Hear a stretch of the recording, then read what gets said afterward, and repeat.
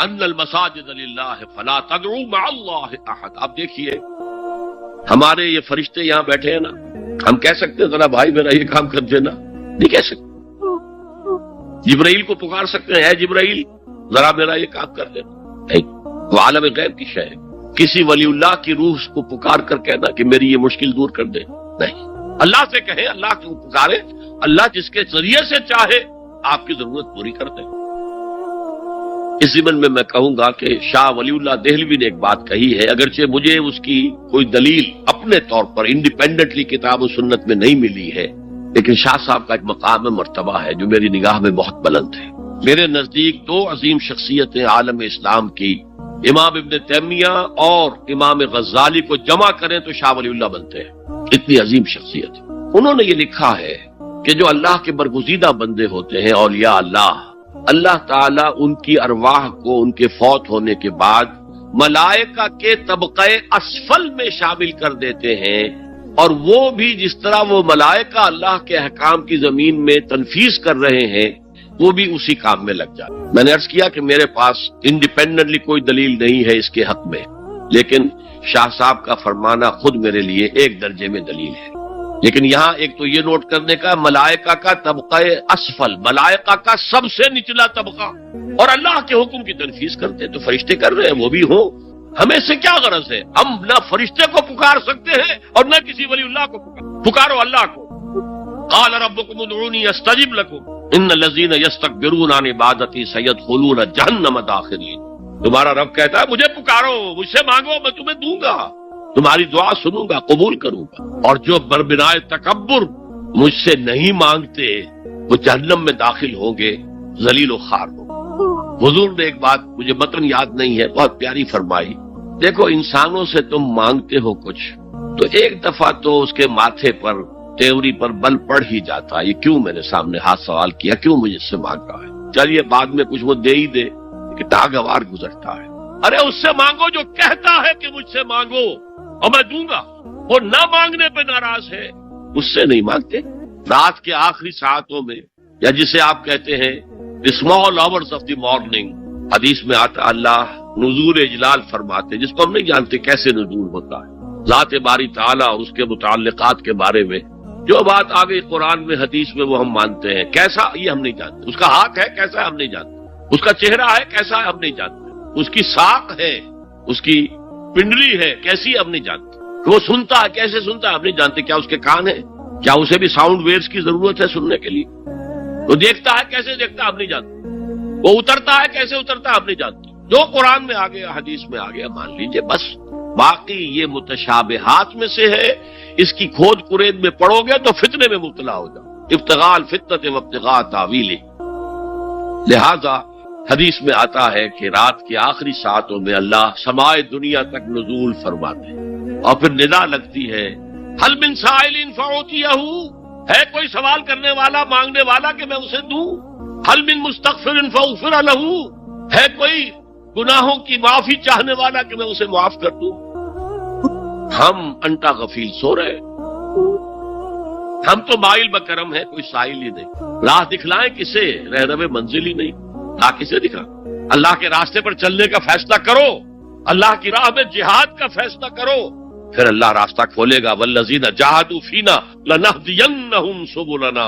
وہ لوگ کہ جو ہمارے راستے میں جہاد کریں، محنت کریں، مشقتیں کریں، ہم لازماً ان پر اپنے راستے کھولتے چلے جائیں. اور دعا شرک فی الدعا، مانگو صرف اللہ سے.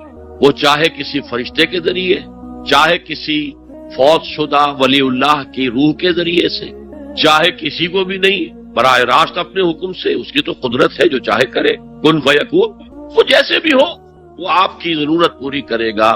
وہی ہے جو کہ مشکلات کو حل کرنے والا ہے، وہی ہے کہ رزق دینے والا ہے، وہی ہے جو مرض سے شفا دینے والا ہے. پکارو اسی کو، مانگو اسی سے. اب آئیے کچھ مراسم عبودیت ہوتے ہیں. مراسم رسم کہتے ہیں کسی چیز کی ظاہری شکل کو. رہ گئی رسم ازاں روح بلالی نہ رہی، فلسفہ رہ گیا تلقین غزالی نہ رہی.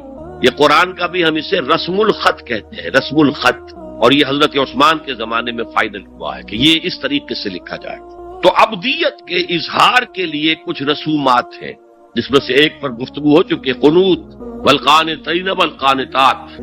یہ جو ہے اللہ کے حضور میں چاہے ہاتھ باندھے چاہے ہاتھ کھلے، لیکن ذرا جھک کر گردن میں خم کر کے کھڑے ہونا. یہ نماز کے اندر جو قنوت ہے یہ قنوت ہے، یہ بھی اپنی عاجزی کا اظہار ہے، عجز اور تذلل. وہ جو ابن قیم کی میں نے ڈیفینیشن آپ کو بتائی، العبادت تجمع اصلین غایت الحب وغایت الذل والخضوع، حد درجے میں اللہ کے سامنے بچ جانا، جھک جانا، گر جانا، رکوع سجدہ اللہ کے سوا کسی کے لیے. اور اس معاملے میں دین محمدی جو اپنی تکمیل کو پہنچ گیا، الیوم اکملت لکم دینکم واتممت علیکم نعمتی ورضیت لکم الاسلام دینا. حضور کی بعثت سے قبل سجدہ تعظیمی جائز تھا، کسی شخص کی تعظیم کے لیے، اس کی عزت کے لیے اس کے سامنے سجدہ کرنا جائز تھا. حضرت یوسف کے سامنے ان کے والدین اور 11 بھائی سجدے میں گر گئے. بچپن میں خواب دیکھا تھا اور 40-50 سال بعد اس کی تعبیر بالفعل ایک اس واقعے کے طور پر سامنے آ گئی. سجدہ کرنا، جھکنا، سجدہ کرنا، یہ جائز تھا سجدہ تعظیم.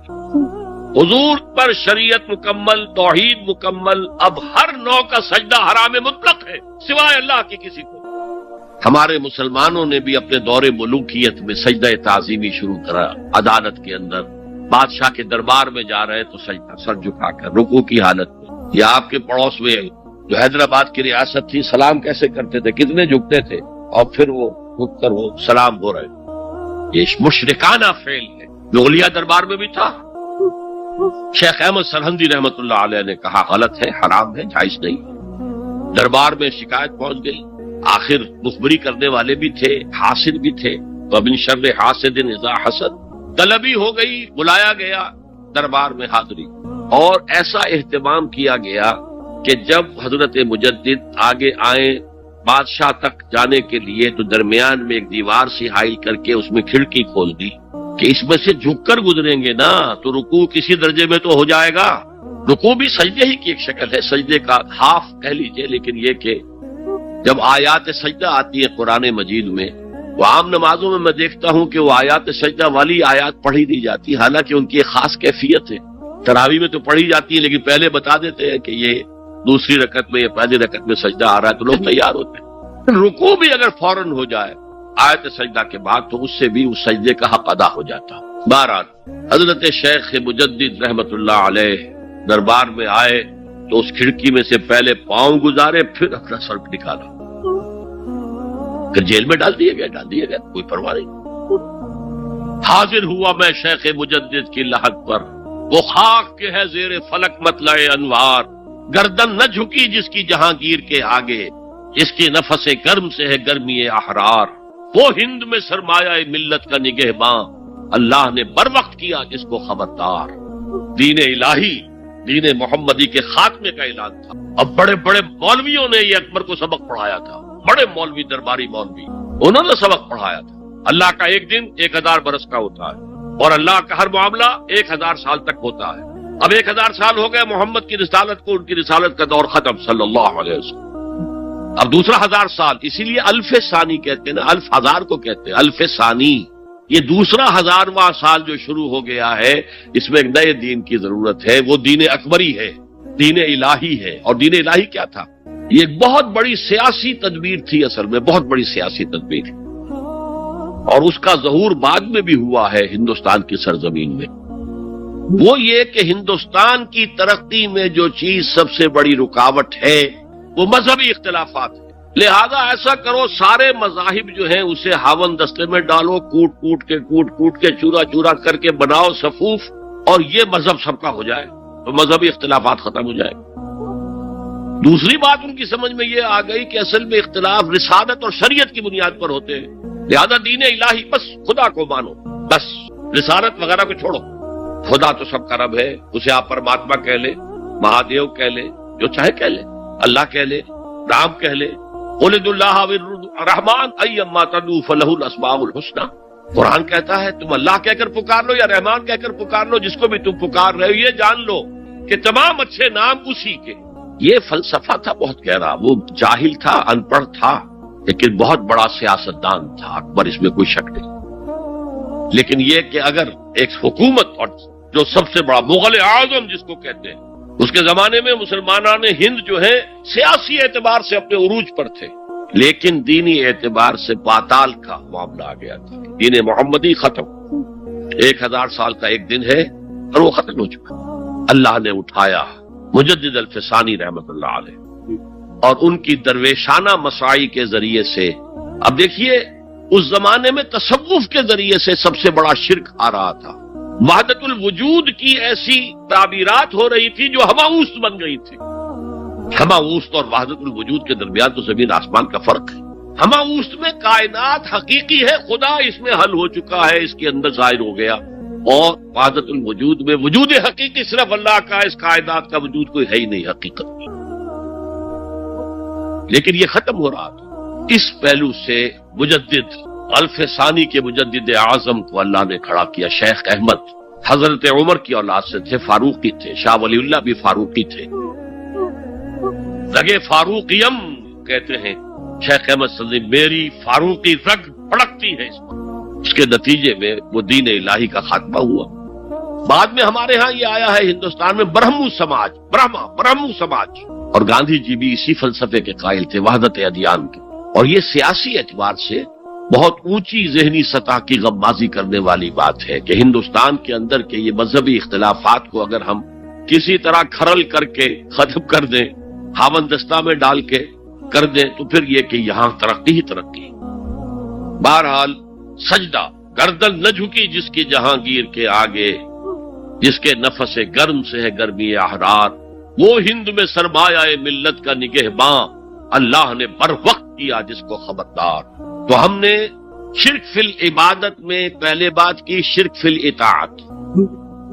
انفرادی سطح پر نفس معبود، اجتماعی سطح پر عوام کی حاکمیت، بدترین شرک اس دور کا، عظیم ترین شرک.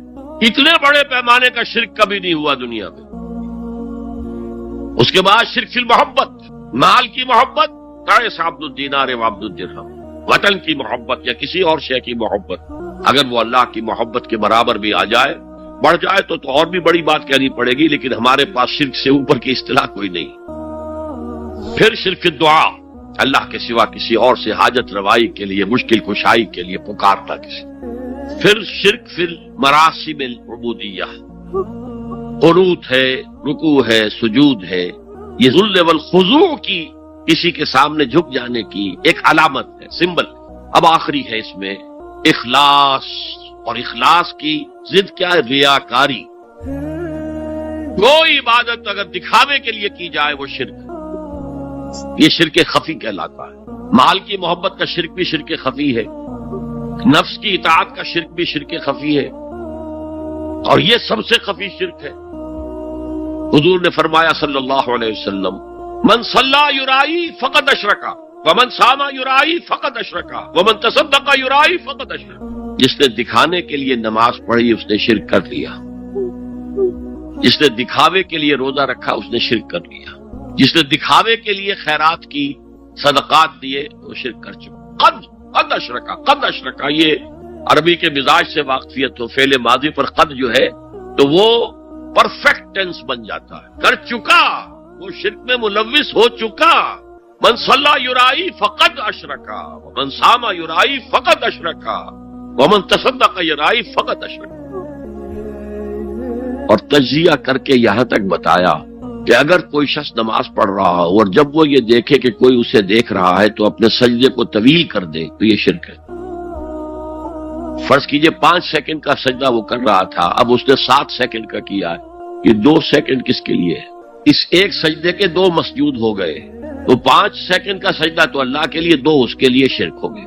ایک اور بات فرمائی صلی اللہ علیہ وسلم، شرک خفی کو پہچاننا اور دیکھنا اتنا ہی مشکل ہے جتنا کہ کسی سیاہ شب میں، تاریک رات میں، کسی سیاہ پتھر پر چلنے والی سیاہ چیونٹی کو دیکھنا مشکل. تشبیہ کا بلاغت اور فساد کی انتہا ہے. جیسے میں نے عرض کیا تھا کہ ایک جوڑے کی 2 جوتیوں کے مابین جو مشابہت ہے، امت مسلمہ اور سابقہ امت بنی اسرائیل کی، ان کے اوپر جو حالات وارد ہوئے ان میں وہی مشابہت.